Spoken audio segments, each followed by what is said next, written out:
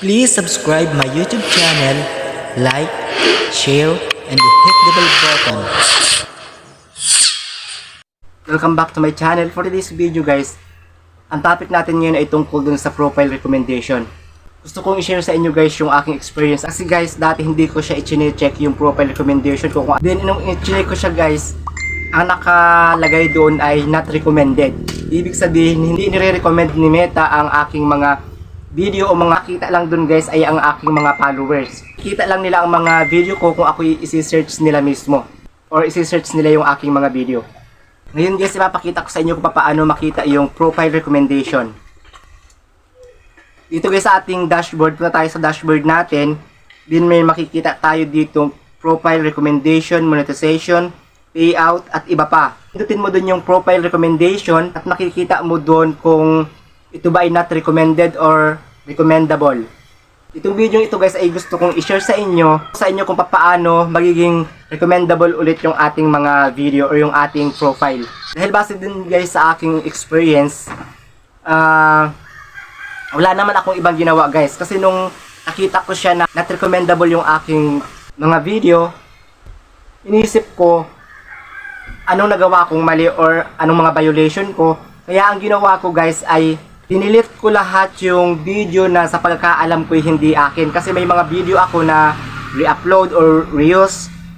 Ang ginawa ko guys ay dinilit ko siya. Lahat ng video, hindi ako nang hinayang dun sa mga views. Kasi alam ko namang wala ding pupuntahang maganda kung hindi ko siya aalisin. Kaya ang ginawa ko, dinilit ko lahat ng mga videos na sa palagay ko hindi akin. Lang guys ang ginawa ko. So kailangan natin guys alisin yun. Kumbaga, pag hindi naman talaga atin, so kailangan nating alisin. After 15 days guys, nung i-check ko siya, yun na nga guys ang lumabas. Recommendable na ulit yung aking mga video. Ang plano ko kasi, kung hindi siya may ibalik within 15 days ay hindi siya maibalik sa pagiging recommendable, ang plano ko mag-appeal ako kay Meta. At yun naman, hindi ko siya nagawa kasi nga, nung pag-check ko ng aking profile recommendation, ay recommended naman na yung aking mga video. At ngayon guys, ipapakita ko sa inyo na recommendable na ang aking mga video.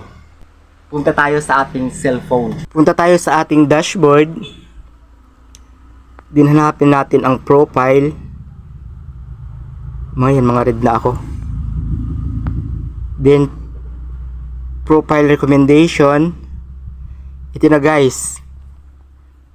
Page recommendation, recommendable, yan na guys. Content is recommendable. Page has no violation. Page quality. Page has no issues. Yan na guys, ito guys ang makikita nyo. At ito pa guys, advice ko sa inyo guys, huwag na huwag kayo magtitiwala dun sa makikita natin sa dashboard natin na has no violation. Ako guys, wag na wag tayo magtitiwala doon dahil base doon sa experience ko dati, siguro mga 5 months ago, may isang video ako na mataas ang views. Umabot siya ng 5,000 views. Alam nyo ba guys, nung umabot siya ng 5,000 views, doon lang ako nilagyan ng copyright claim ni Meta. Kaya ang ginawa ko, dinilit ko yung video na yon. Nakita kong may restriction, automatic dinilit ko siya. Kaya wag tayo magtitiwala dun sa has no violation, no issue. Wag na wag tayo magtitiwala dahil once na tumaas ang view natin, lalo't may mga ginamit tayong music or sound, nako, lagi nyo guys babantayan yun dahil once na mataas na ang views nun, saka lang tayo lalagyan ng violation ni Meta. Advice ko yun sa inyo, wag na wag din yung kakalimutan dahil mismo ako na experience ko yan.